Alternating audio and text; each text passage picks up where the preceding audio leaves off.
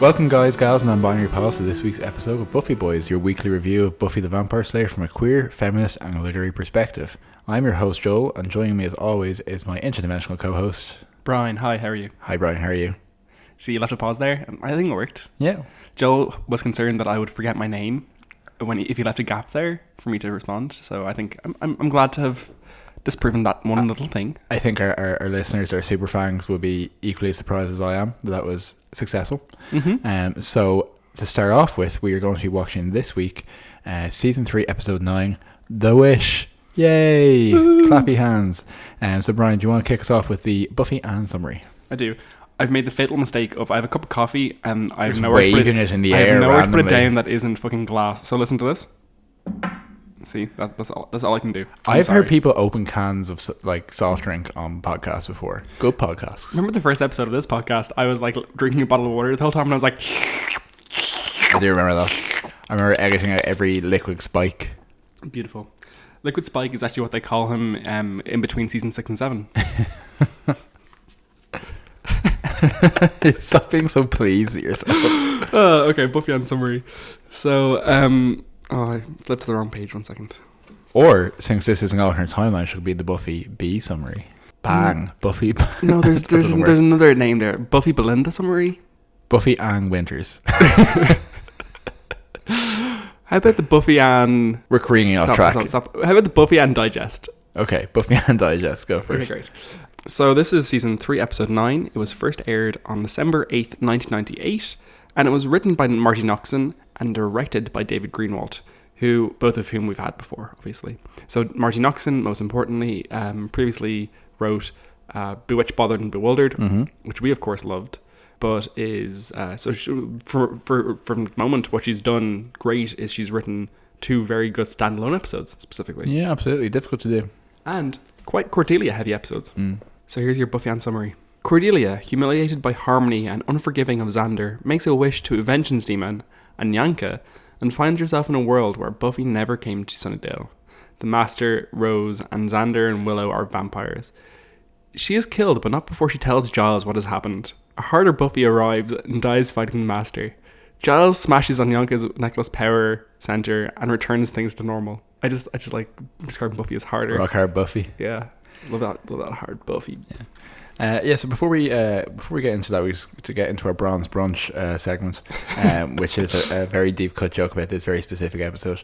So we've been watching this week a different alternate reality, alternate timeline property, which is HBO's new Watchmen series by our old pal Damon Lindelof. Yeah, he previously did Lost, but he's actually good. He also did The Leftovers, which was, incredible. Maybe the number 1 recommendation I could ever give anyone in terms of a TV show made in the last 20 years. Yeah, so the Watchmen, obviously based off the classic Alan Moore graphic novel, adapted in, I want to say, about 2006, for that 2009. Recently had its 10-year anniversary. Into a film which is probably most people's exposure to it, the mass exposure to it. Yes. Isn't 100% faithful in terms of story or tone. It's also just like so long and just like mad. There are weird sex scenes. It's directed by Zack Snyder, so that kind of gives you an indication.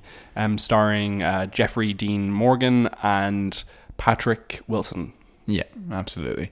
But the show's very good. We watched 1 episode so far. It has a lot of the DNA, I think, of Lost and The Leftovers in it so far. Yeah. And for those who aren't familiar, it's basically a alternate timeline where there's a couple of key differences. One being that superheroes are real to a certain degree, but none of them have any actual meta-human superpowers, with one very specific exception. And as part of this, it means things like Nixon used superheroes to avoid the Watergate scandal. Superheroes conquered Vietnam during the Vietnam War, which is now a vassal state of the United States. Nixon abolished term limits, meaning that Robert Redford has been president for 30 years.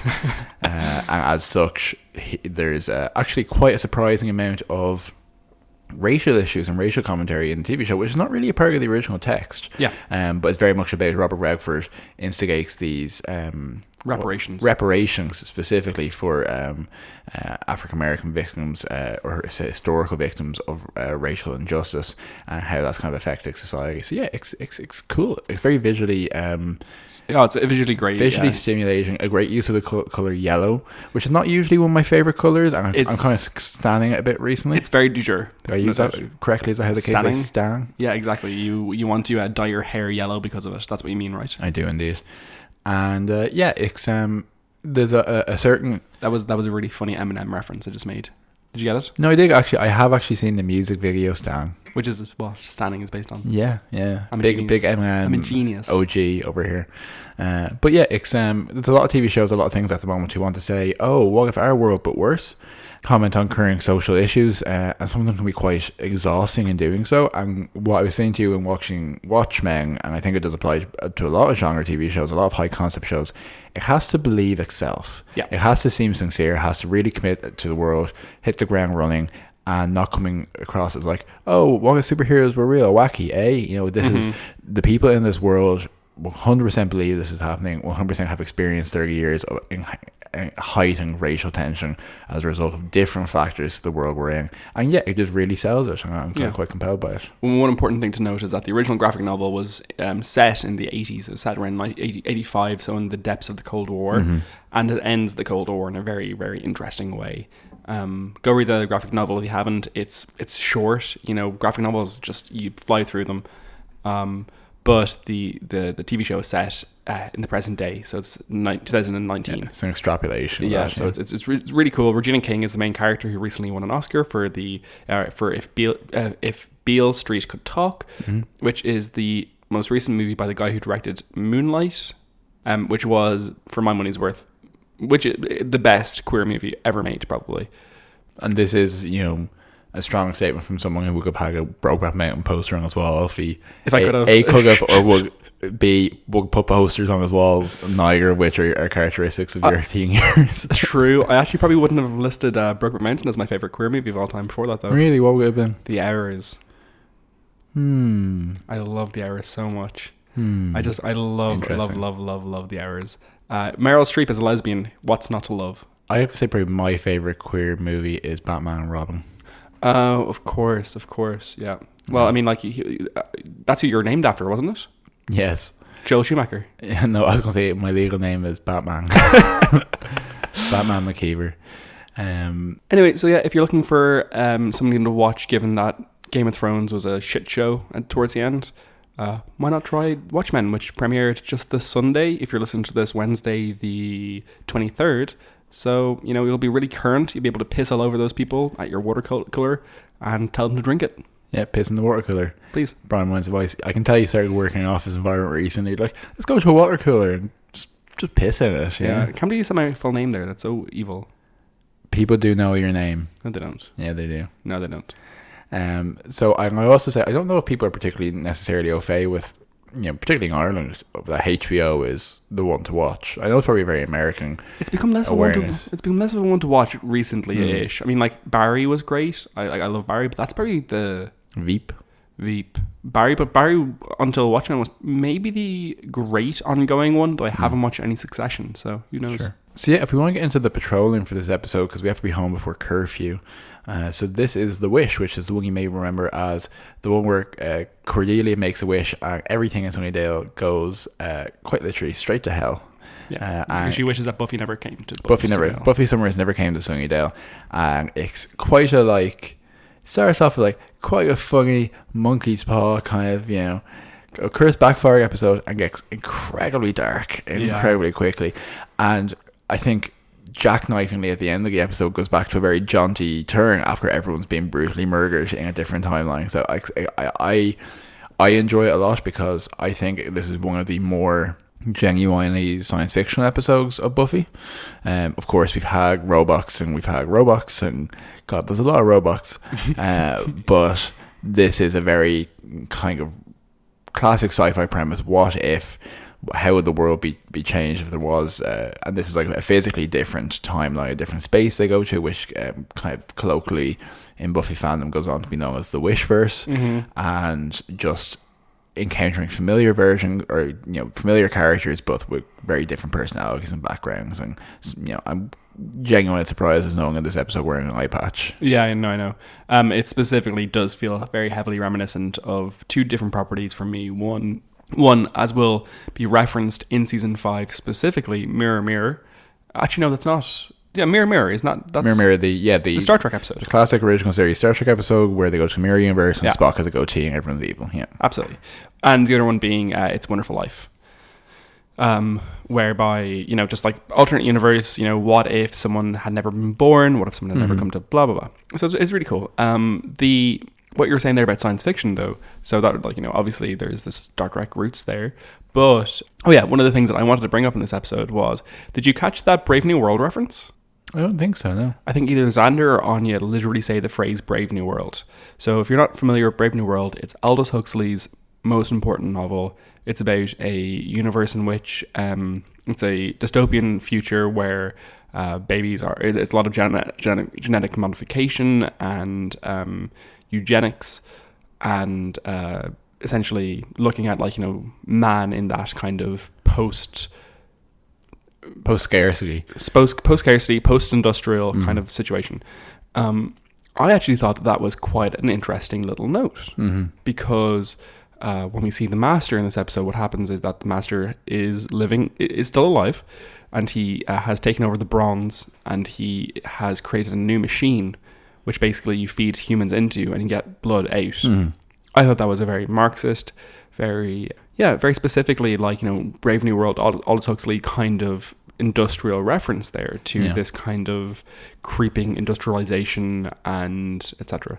It's actually a fascinating episode for that reason, and it's a great example of how much story you can pack into a short period of time if you are Marty Noxon. If you're Marty Noxon, definitely, because you could easily do. Basically, the premise is Buffy never came to Sunnydale, which means that Sunnydale doesn't have a Slayer.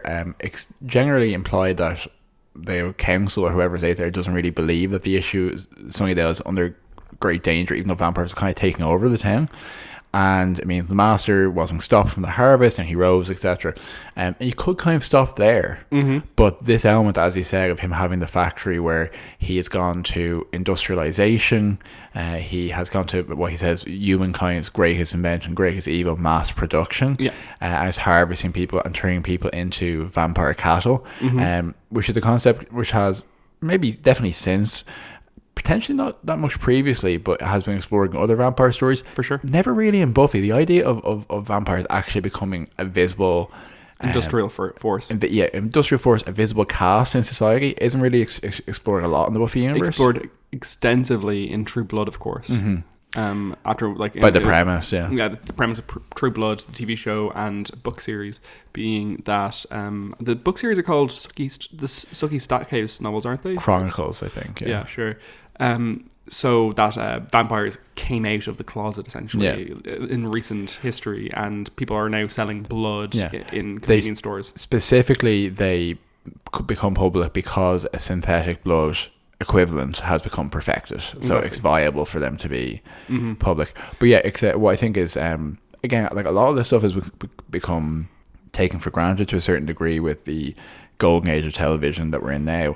But the fact that the Master, that Mark Metcalf comes back as the Master in this episode and does a full turn as the Master, I think was quite unusual and quite I think it would have been quite a surprise. It's a statement. It's a testament to Joss Whedon's probably being quite nice, good to work with for the most part, and also being clearly very, very smart and very good at what he does, in the sense that if Joss Whedon asks you to come back, you probably say yes, because you've landed in an iconic role to some degree. He is fully fledged. He's right back into that Master form, and it's a real extrapolation. Punch mouth and all. Yeah, punch mouth and all. It's a real extrapolation of what would have happened if Buffy hadn't been there, which kind of adds a real sense of urgency and danger to what she does, which I think is very valuable. So I read the Mark Field's chapter about this episode. Mark Field, if you haven't listened in a while, is one of the people who wrote a book where he breaks down every episode. He also had a blog about it. Breaks down every episode, identifies different Freudian and existential themes within the episodes and connections between the episodes as well. For this episode, he was just fucking wrong, full on. Like he was like he only focused on the continuity errors as he perceived them of this episode. So he was like, sorry, how would Cordelia even be alive here? Because in the first episode, Buffy comes along and saves Cordelia from the Master. So if Buffy hadn't, etc., etc., and it's like no one else has watched the incredible Ashton Kutcher movie, The Butterfly Effect, apparently, i.e., the worst movie of all time, because the suggestion that like. I have to hope you know the Butterfly Effect does not originate in that film. The concept no, of course. Okay, good. But the idea that like just this one thing changed. Buffy's not there, so like everything else should continue as it would if Buffy wasn't there. It's like no, there are tiny micro implications of everything that happens. So at one point, Buffy pushes Cordelia up against a wall in that episode and scares her. That could completely affect all of her decision making for the next 24 hours. Or longer. Yeah. It could affect where she is and when, etc. So I mean, like the suggestion that everything will be exactly the same minus Buffy's actions is a total fallacy. No, absolutely, and also the utility in these kind of genre shows, particularly when they're not hard science fiction, is not to actually literally support that continuity. And I'll give you an example. I'll tell you why. There's a classic Ray Bradbury story called A Sound of Thunder, which is where probably one of the key examples of you went back in time to dinosaur times, you stepped on a butterfly, and then in modern day everyone has lizard tongues and is a fascist. Yeah, parodied by The Simpsons in one of their episodes, their Treehouse of Horror episodes. Yeah, so if you remember, like literally Homer goes back, steps on something, comes back, and then goes back again and starts beating the shit out of something with a baseball bat to try and reset things. That is A Sound of Thunder. And definitely, can we just say, when Simpsons just had better references that it was pulling from as opposed to X Factor or whatever. Anyway, but that is actually genuinely about the continuity, about the question. But in a show like this, it is a classic example of a concept that's a narrative vehicle to put you somewhere to explore your characters. Yeah. Because the example everyone refers to, and probably which has the most, navel gazing about, is Star Trek. But the universe in Mirror Mirror is so substantially different. There's no reason why all those people would be there in the same place, except for a goatee.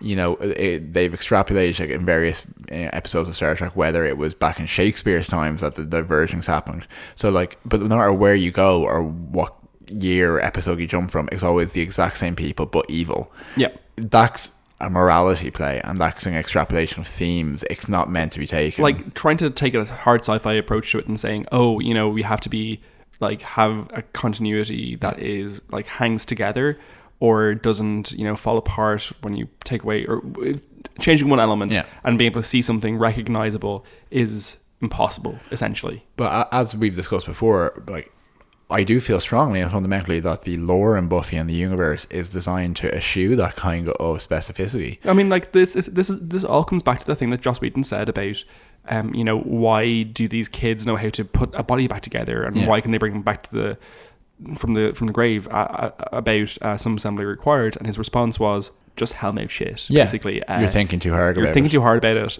The hellmouth exists so that we can explore metaphor through Buffy the Vampire Slayer. Like, why would you try to have a logical approach to a clearly metaphorical text? Because the natural extrapolation of that... The fun text. It takes the fun out of it. Exactly. Because my point is the natural end point of that is you might not have the characters in these situations because you say, well, we can't make it make sense in terms of the timeline, etc. And, probably the example I always remember is when Joss Whedon talked about season 7, how towards the end some of the stuff with the Hellmouth and the Turok Kong and the first and all that doesn't really make sense, but he knew that and he said, look, I want these characters here anyway.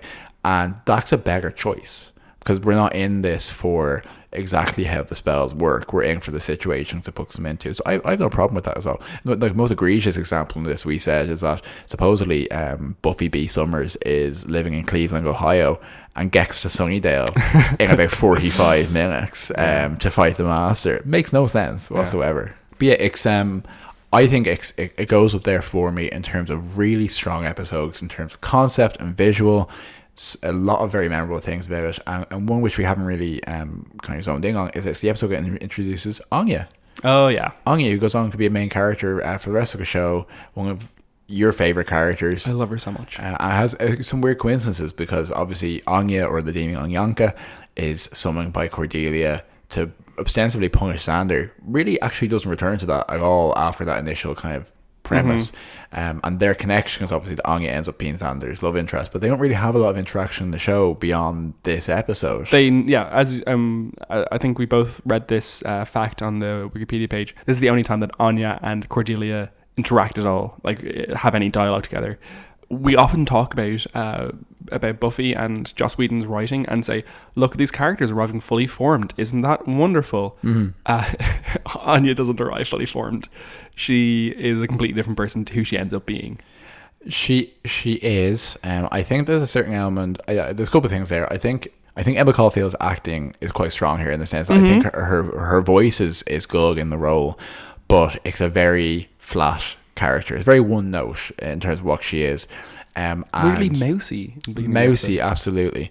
She kind of occupies the same space in my head as the actress who played Willow in the pilot episode, the Young Eric pilot. I haven't seen it.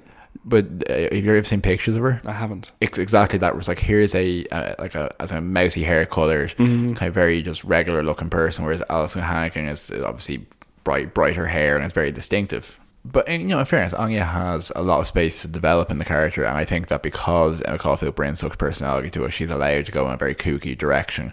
But yeah, this Anyanka is not kooky, and it's also another example of where story takes the precedence over continuity, because how Anya is portrayed in this episode is very different to how vengeance demons are developed later on, and that's fine.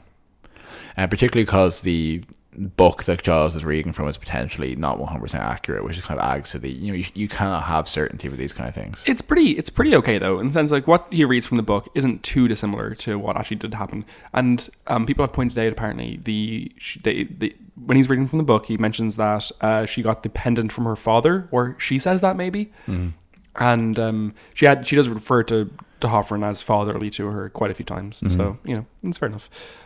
Speaking about Xander, what a scumlord, eh? I mean, like, at the beginning of this episode, after having cheated on his girlfriend, who came to save his life, he was cheating on her for quite a while. She came to save his life. She doesn't know the extent of how much he was cheating on her. She then gets impaled on a fucking spike, and his response in this episode is to say, well, I just want to make her feel bad, and I don't want to feel guilt, and I am going to try to make myself feel better, basically. She is actually trying to put her best foot forward and perform like she's okay and she's getting over it, and this pisses him off, so he wants to show her he's having more fun without her. And as I said, he has this classic dysfunctional and often male emotional progress where he is avoiding feeling bad about something that he knows he shouldn't be doing, and then he's on the other side where he's saying, well, I've already felt bad about this, you're holding onto this grudge for too long. He doesn't go through the middle bit of growth where he actually feels bad and says it was my fault. Yeah, I mean, like, the part where he feels bad is the part where he's not sure what to feel yet, where it's just happened and he's like, oh no, this thing just happened, I'll bring her flowers. And then when she's like, no thanks, he's like, I felt bad enough already. It's like, no, you haven't felt anything except for I don't know, uncertainty for Xander equals too much guilt to handle. I better go and laugh terrifyingly in the bronze. Yeah. And the weird thing is, Xander is not cool, but there are less cool people portrayed in Sunnydale High. But the fact that she went out with Xander, she is a pariah when she tries to rejoin. I understand it. Civilized society. I side with Harmony there. I'm like, you know what? She does deserve to be. Harmony bullies her. She tries to talk to some jock or something. He's basically like, I can't be seen with Xander Harris's cast off, but if you want to give me a off the books hand shaggy in the janitor's closet or whatever, that's fine. Yeah. It's really bizarre, but what I really enjoy is just like the effervescing energy she brings to having destroyed the world. Yeah, because she immediately after Anya casts this wish for her and the world has changed, she gets what's happening instantaneously. She's a smart lady. I have never seen someone adapt to a different world scenario quicker, and she's just like, this is great. This is great that Buffy, but it's a weird displaced anger, because the issue, well, we don't really acknowledge is her issue is she thinks that all her problems started when Buffy came to Sunnydale, which is obviously a displacement thing. But they have all these great details for the alternate Sunnydale because people can't wear bright colours because it attracts vampires. Kids can't, like students can't drive, which is a weird point that never really explained. There's monthly memorials, and they have winter brunch rather than winter kind of night events. Instead of a winter's ball, they have a winter's brunch because it'll be breakfast/lunch, i.e. in the morning where it's when it's safe, which is hilarious. I enjoy that, and crucially, Xander and Willow are both vampires and are the Master's kind of left and right hand. And one of the notes I read online was that it would make sense for Darla, Luke, and Jesse to appear in this episode. Oh, absolutely. It would make more sense continuity wise, but it's much more interesting to see Willow and Xander do this. Willow and Xander do this, yeah. So it's very important to note that Xander is just the same, but like breathier as a vampire, like. And dressed like Angel, ironically. Yeah, he does. I'm comfortable with this being the Xander Harris hate cast. I don't want to become the Nicholas Brendan hate cast too much, but Nicholas Brendan just does a bad job of portraying Xander as a vampire. Especially when in every scene he's in, he has to share it with Alison Hannigan, like acting her fucking socks off. When Vamp Willow comes out of the dark, the menace she has, because she in some ways you could put her with other vampires like Darla and like Drusilla, who have tried to do the slightly seductive female vampire thing, but I actually can't think of another female vampire who comes across so much like she actually could flay you, and it's not Harley Quinn, it's not twee or funny. It's genuinely scary how sociopathic she seems. Drusilla has a tendency towards weakness and like idolatry and kind of silliness, whereas Vampire Willow is childish evil, which is just so odd, and it's a childish violence as well. Because it's taking her sweetness and doing that vampire thing of making it a dark inversion of it, particularly with her keeping Angel as her puppy and burning him with cigarettes and having him tied up, and he's just so like many times in David Boreanaz's career as Angel, he's just pathetic and chained but up. Also shirtless, importantly. Shirtless again, yeah. But I was saying it's unusual because you actually do see them torturing him with matches. And it's often implied that people do these kind of things in this kind of show, but they actually do show Xander doing it, which I thought was unusual. Yeah, it is. No, definitely. But no, I love Alice Hannigan's portrayal of this. I mean, Dark Willow and Vamp Willow are fan favorites for a reason. It's just a great space to work from as an actress and for a character. And Nicholas Brendan just doesn't hold a torch to it, Yeah, what I find interesting about Vamp Willow, and something that's obviously alluded to when she returns later in the season in Doppelgangland, but there's actually not that much of it in this episode, other than maybe just subtext, but the intimation that this Willow is more sexually liberated. Yeah. And later on, Willow says that she's a vampire. I think she might be gay. I think she might be gay. Yeah. And crucially, in Doppelgangland, Buffy says, "Oh, what a vampire's like when they're dead is nothing like what they were like when they're alive." And Angel says, "Well, actually," and kind of gets cut off. I used to have a very strong feeling about this. I used to feel that it was an example of, which I mentioned before, kind of evil bisexuality and the concept of.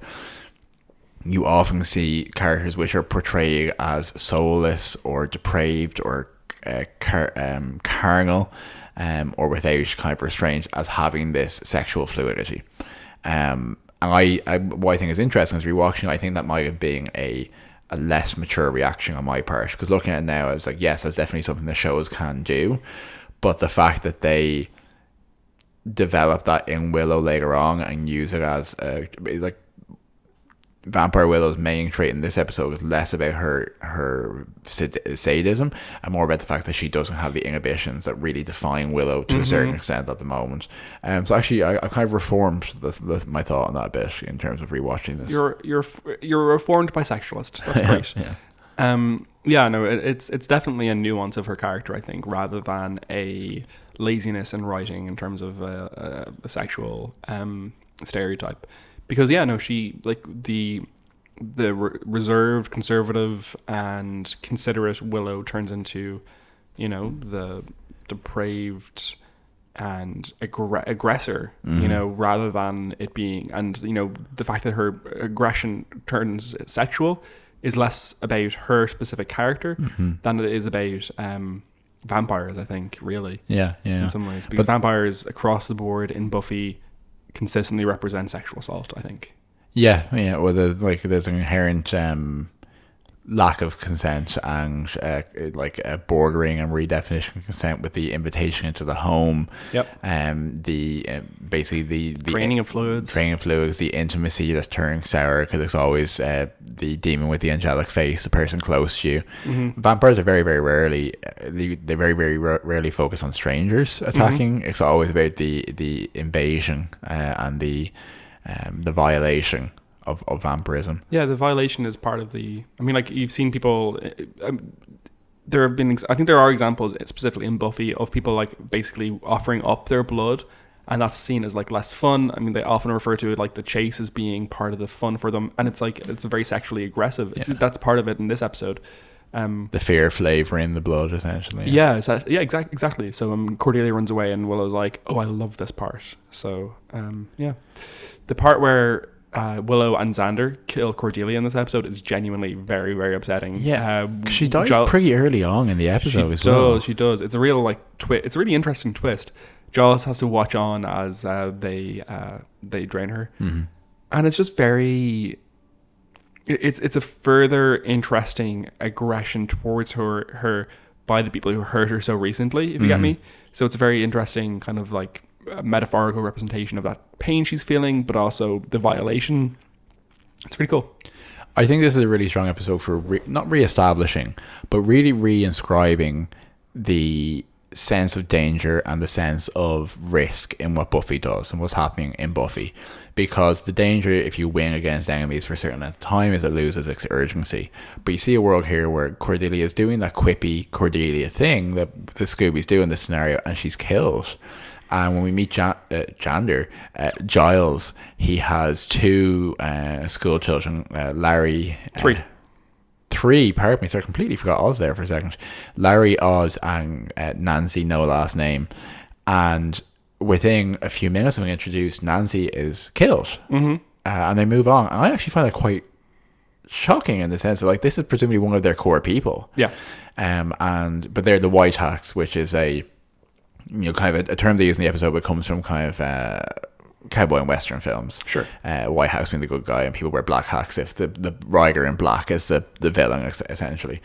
And Giles portraying a watcher whose Slayer never arrived, and trying to maintain this town where it's evident that when he starts calling for help, that people don't really believe that Sunnydale is under that much of a threat.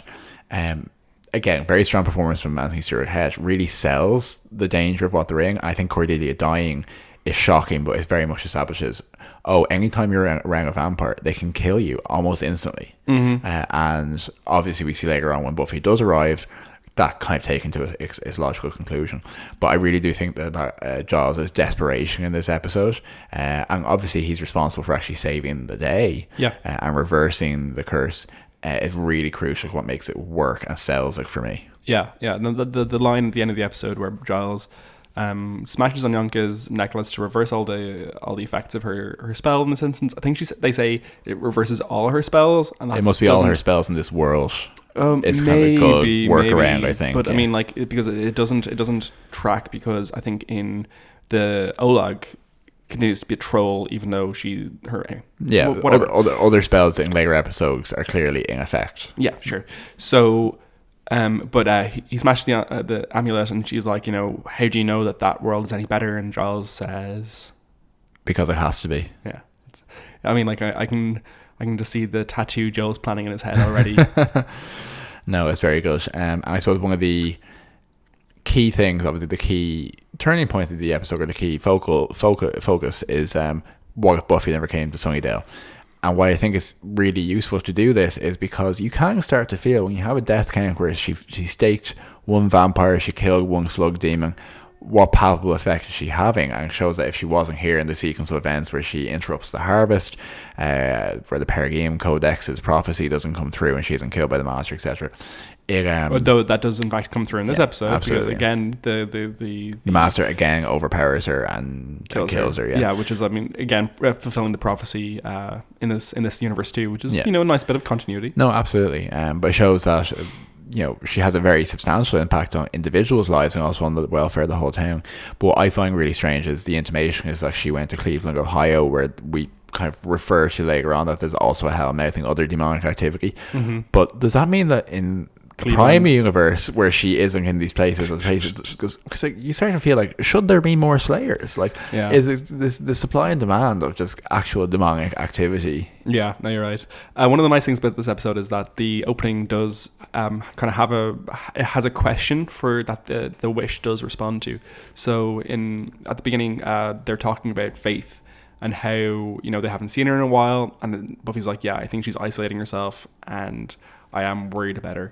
And this episode really does actively respond to the idea of, what happens to a Slayer isolated, and what happens to a Slayer without friends, without a support system, which is the thing that makes Buffy so specifically special, is that she has her support system and her strength from that. And she taps into it. She sure does. So what you see is Buffy hardened, cold, lip scarred, and defeatable, ultimately.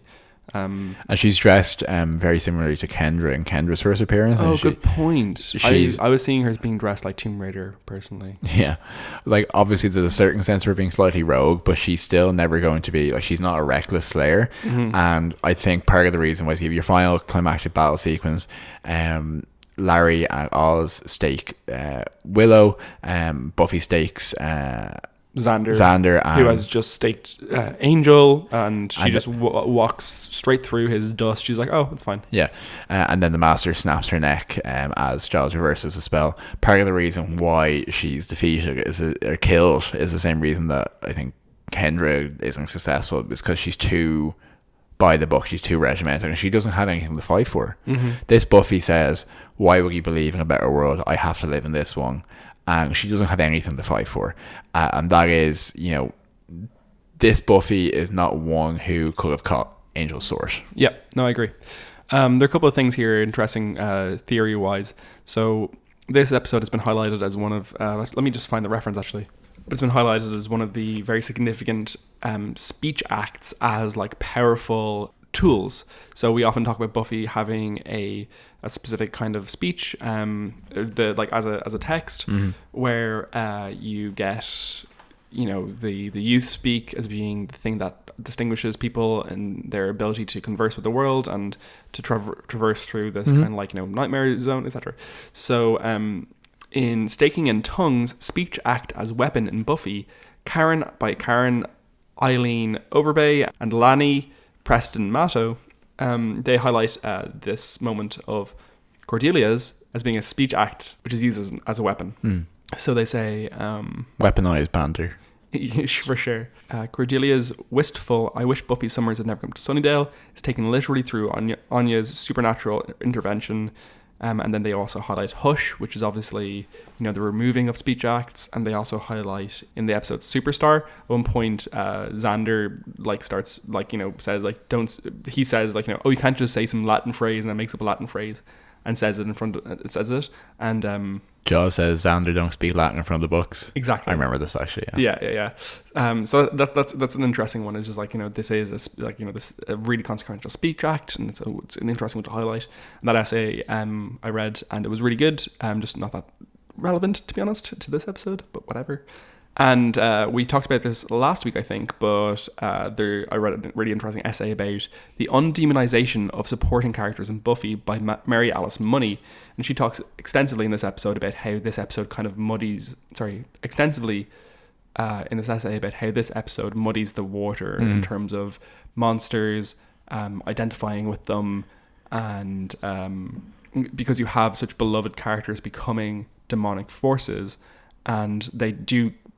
and lending us their POV, so you do kind of see things through from Willow's and Xander's POV in this episode, which is quite unusual. Yeah. You very rarely see tracking shots of the villains and stuff. Sure. So it's just an interesting one. Yeah. That's all I have to say about that. Thank you. Hey Joel, are you happy to finish the patrolling and move into the Buffy bits? I love your commitment to this bit. Thank you. I am. My first Buffy bit. This is the episode where when you stake a vampire, they introduce the graphic of their skeleton dusting along. Which I quite like. The dust, yeah. Yeah. It brings us back to like the first season where it was like there was a stake and someone kind of like threw a handful of flour in their own face, and that was the whole dusting effect. We've really come a long way from there. Yeah. This is also the second time that Cordelia was caught outside the bronze in a pile of garbage. The first being in season 2, Some Assembly Required. I think she pulls it off quite well. Okay, I have a bunch of Buffy bits for you, Joel. Okay, so first of all, apparently the top that Vampire Willow wears in this episode, the kind of corsety push-up kind of thing, is also worn by character in an episode of Bones, which also featured David Boreanaz. So that's kind of interesting. You're talking there about Cordelia getting shoved into a pile of garbage. That episode, whole scene was essentially a reversal of the Buffy-Cordelia interaction in When She Was Bad. When Cordelia comes out to talk to Buffy, being like, oh, hey, I want to talk to you. How are you doing, etc., etc. This is the only time we ever see Cordelia's room in this whole show. She is cutting up a photo of Xander, Willow, Buffy, and her to burn them, which is kind of what calls Anya to her. Sure. But it's the only time we see Cordelia's room, so and I was like, it's a really she looks so sad and lone, and oh gosh. Amy is mentioned in this episode. They talk about how Amy was talking to Cordelia or something, I think. Yeah, Amy the rat. Amy the one, the soon to be rat. Once a future rat. Yeah, it's nice that they've laid the ground for her continuing to be a character, given that she's going to appear soon. So, also, that shot of Cordelia walking through Sunnydale, where she's like walking down the main street. I think the espresso pump is there, and seeing how like desolate and alone it, like the whole place is. Sure, it's actually done again, shot for shot, in Doppelgangland, except with Willow walking down the street. Vampire Willow walking down the street and seeing the whole place alive, and essentially her being like, "Oh, this is equally disgusting." Yeah, exactly. This is episode. Do you remember that episode of Angel Birthday? Yes. This episode is very similar to that, in which Cordelia makes a wish to have things go a different way. So that's an interesting one. I read this online and I was like, you know what? I totally agree. And they identified a plot hole in this episode, which is that why did so essentially Cordelia is wearing the necklace of Anyanka, and this is what gets Giles on the path of finding who Anyanka is. Sure. He takes the necklace and then is like, how will I end this? And then has to summon Anyanka to get a second necklace off her, so he can smash the second one rather than the one he already got from Cordelia. Yeah, it's a bit. I feel like there's a line of thinking that was missing there. Yeah, but it is a bit strange. That I'm going to genuinely identify that as a plot hole, as fair. being like, actually that's a little not bad writing. Obviously, I'm not too worried about it. But it's like, oh, actually that's a messy like thing that in universe doesn't work. Yeah. Like, what if he went to smash it and then Anyanka arrived at that point and was like, stop, and tried to stop him? That would, see, there you go. Plot hole fixed. You fixed it. Yeah. Final one. We get another Merchant of Venice reference in this episode. So the Master at one point says, what news on the Rialto? And that's the line from Merchant of Venice. Again, Joss Whedon loves his Shakespeare, and specifically his Merchant of Venice. I in my research for this episode, someone was like, oh, this is at least the third Merchant of Venice reference. I think it might be the 8th one that we've identified. Whose favourite Shakespeare is Merchant of Venice? Certainly. Well, I mean, Merchant of Venice is really good. It's also really modern language. Sure. So I think that's really, I'd like cause people to it. But yeah, no, whose favourite Shakespeare is Merchant of Venice? It's no King Lear. It is no Hamlet. I bet people think we're really cool now. Well, I could have said, A Winter's Tale is really underappreciated or something, yeah. Exactly. Okay, should we talk a couple of fashion notes? Yeah, so I would say, first off, Willow is wearing a top which I've never seen a top where someone has a gradient that goes from black to white. You've said that to me while we were watching it. It's an ombre, and it happens all the time. I literally have a jumper that goes from like dark grey to light grey. Well, then the next time I will see you, I will note in my notebook, fashion failure. Prime wine on this date, this episode of our life. Again, with my full name for some reason. Go on. there's a guy walking around Sunnydale High wearing one of those puka shell necklaces, which Buffy has mostly, as a show, has mostly avoided to date, and I'm sad to see it get infected. And also, Willow's wearing some kind of weird tie-dye crushed velvet jacket at one point in the bronze, and just like really anything anyone was wearing in the other reality is just so grim and drab by comparison. Yeah. I actually have a bunch of fashion notes. I must have been like looking out for it or something this time we were watching it. Willow at the beginning of the episode is wearing dungarees with like a yellow long sleeve t-shirt with a weird graphic on it, and she looks awful, to be honest. Sarah Michelle Gellar is featuring very prominently in this episode in our universe, or Buffy's universe, I suppose. Her 3 like ear piercings all along the side up along the lobe of her ear, and just looks really cool. If she was wearing that today, she would look really cool. Cordelia struts her stuff into school. She's come back from her injury wearing like full purple burgundy leather, all burgundy all the time. She looks incredible. She's wearing like really dark eyeliner and a smoky eye, and she just looks like a bad bitch, and I love it. That's an interesting point you raised. You think we're not in Buffy's universe? No, I don't think so. Like, as in the sense that I would say that the default viewer position, on if it's not something like Watchmen where it's clearly an alternate timeline, is that it's our world, but for want of this thing we didn't know about. Interesting, yeah. Giles is wearing a very Giles looks great in this episode because he's not doing his watch your stuffy thing. He's doing like cute weekend British, Giles. Exactly. He's wearing like a very casual, cozy jumper, and it kind of has like kind of not that's slightly low cut, but it looks like kind of like it's made of wool. It's really, really nice. It's actually I was like, I wonder if I could find that jumper. I want it. And we have to note that Willow is wearing just like one of the best outfits of all of Buffy as Vampire Willow. She just looks like a corseted, like gothic sex kitten. She looks wonderful. Yeah, not a million miles from what she wore when she was a sexy dead ghost in Halloween. True.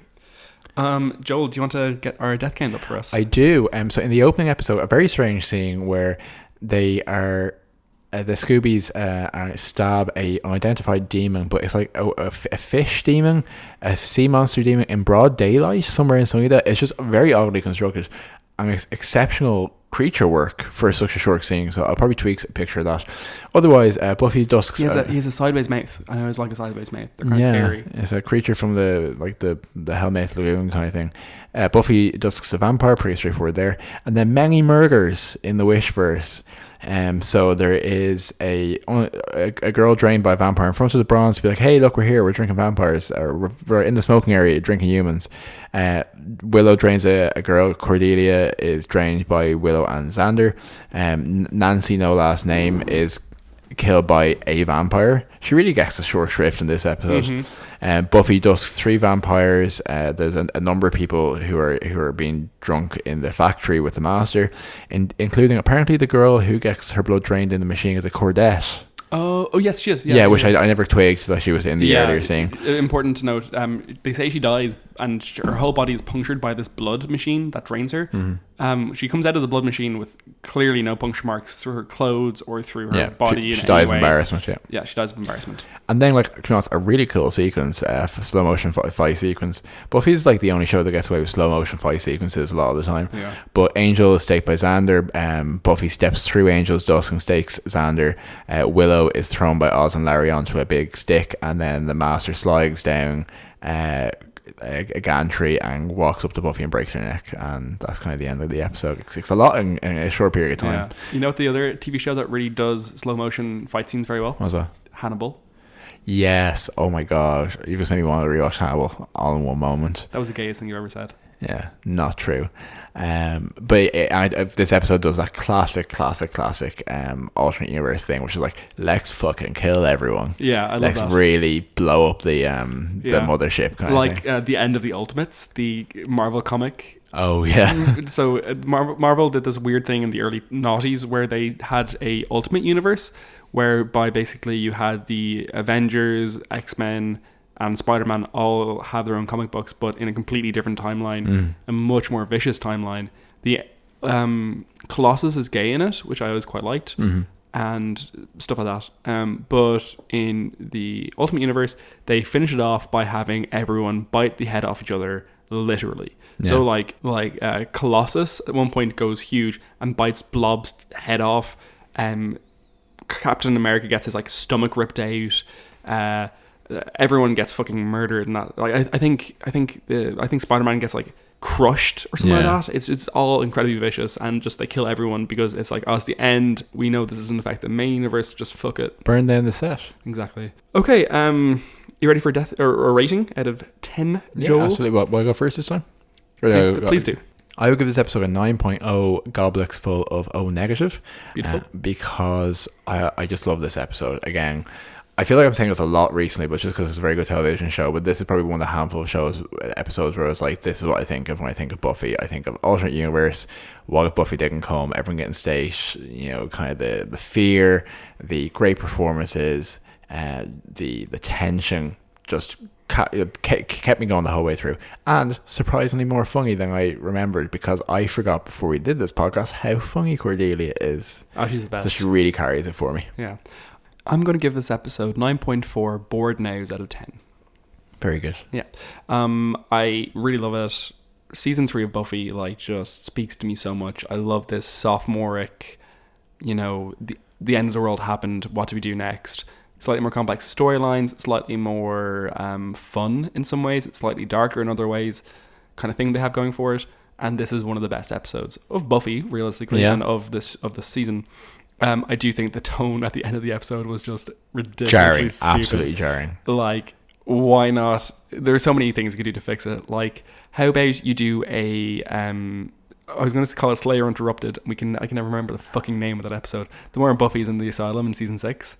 Why not do something like that at the end, where you kind of suggest that universe continues to exist? Well, yeah, because or like, you know, and have them, you know, have that be the closing shot after you have like a slightly jaunty scene in Buffy's universe. Goes back to like a vacant factory lot as like the wind pulls across it in Wishverse, whatever. Because the thing we noticed was time resets to the moment just before Anyanka grants the wish, so no one remembers that this happened, including Anya. Yeah, yeah, it's bad. Okay, folks. Thanks much for listening. I hope you enjoyed that. We'll be back with you next week for season 3, episode 10, Amends, which introduces the first evil, which we're looking forward to. So tune in next week. If you enjoyed this episode, please tell us. Please give us a positive rating. Tell your friends, tell your vengeance demons that this is the one and only Dublin-based Buffy queer feminist literary podcast to be listening to in our apartment complex to be listening to. Fuck those guys on the 6th floor. Did you try? We will see you next time on Buffy Boys. Yeah. Okay. Well, we only ran for an hour, so well done. We're not good.